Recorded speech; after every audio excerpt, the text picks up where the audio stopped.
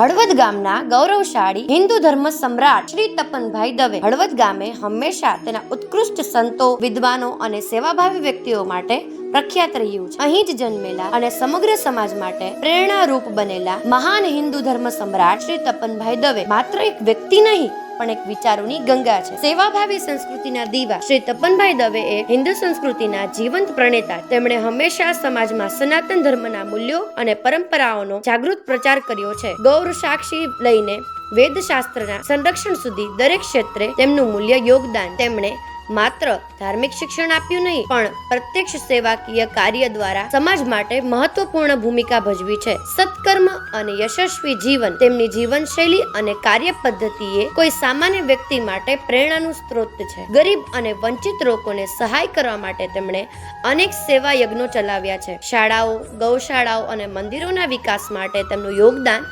નોંધપાત્ર છે. તેમના જીવનની સાથે જોડાયેલી અનેક ઘટનાઓમાં તેમની કરુણા દ્રષ્ટિ અને સત્કર્મો ચમકે છે. શ્રી તપનભાઈ દવે એ હળવદ ગામ માટે ગૌરવ સૂચક નામ છે. તેમના સત્કર્મોની કીર્તિ માત્ર ગામ કે રાજ્ય પૂરતી મર્યાદિત નથી પરંતુ સમગ્ર દેશમાં તેમના કાર્યની પ્રશંસા થતી રહે છે.